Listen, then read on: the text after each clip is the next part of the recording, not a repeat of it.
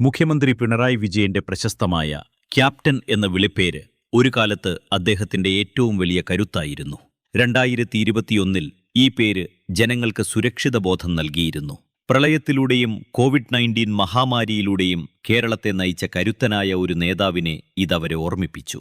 എന്നാൽ 226ന്റെ തുടക്കത്തോടെ ഇതേ പ്രതിച്ഛായ അദ്ദേഹത്തിന്റെ പാർട്ടിക്ക് വലിയൊരു തലവേദനയായി മാറിയിരിക്കുകയാണ്. ജനങ്ങൾ ഒരു കാലത്ത് കരുത്തായി കണ്ടിരുന്ന കാര്യങ്ങൾ അവരിപ്പോൾ പിടിവാശിയായാണ് കാണുന്നത്. അധികാരം ഒരാളിൽ മാത്രം കേന്ദ്രീകരിക്കുന്നതിൽ വോട്ടർമാർ മടുത്തുകഴിഞ്ഞുവെന്ന് സമീപകാല തദ്ദേശ തിരഞ്ഞെടുപ്പ് ഫലങ്ങൾ കാണിക്കുന്നു. മുഖ്യമന്ത്രി അഹങ്കാരിയാണെന്ന് പ്രതിപക്ഷ നേതാവ് വി.ഡി. സതീശൻ കുറേക്കാലമായി വിമർശിക്കുന്നുണ്ട്.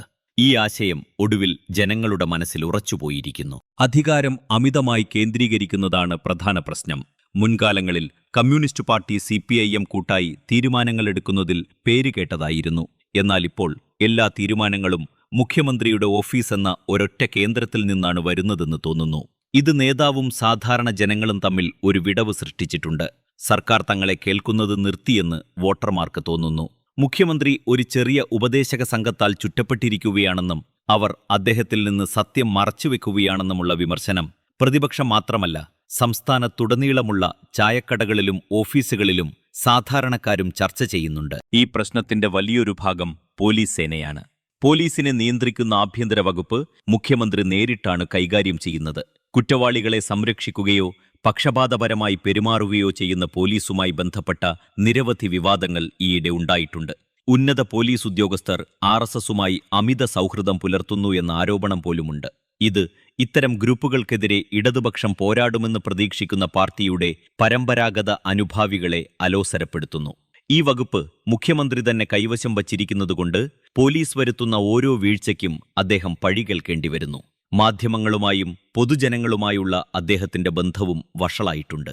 മാധ്യമപ്രവർത്തകർ കടുപ്പമേറിയ ചോദ്യങ്ങൾ ചോദിക്കുമ്പോൾ മുഖ്യമന്ത്രി പലപ്പോഴും ദേഷ്യത്തോടെയോ അല്ലെങ്കിൽ വളരെ ചുരുങ്ങിയ വാക്കുകളിലോ ആണ് മറുപടി നൽകുന്നത്.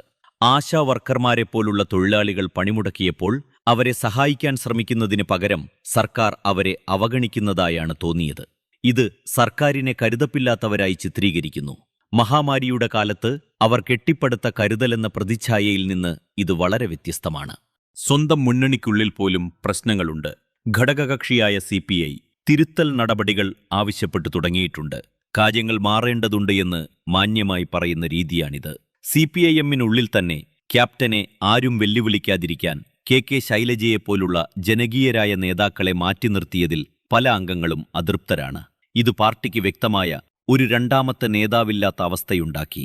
ഇപ്പോൾ കണ്ണൂർ പോലെയുള്ള ശക്തികേന്ദ്രങ്ങളിലെ വിശ്വസ്തരായ പാർട്ടി അംഗങ്ങൾ പോലും അതൃപ്തി കാരണം ഇടതുപക്ഷത്തിന് വോട്ട് ചെയ്യുന്നില്ല.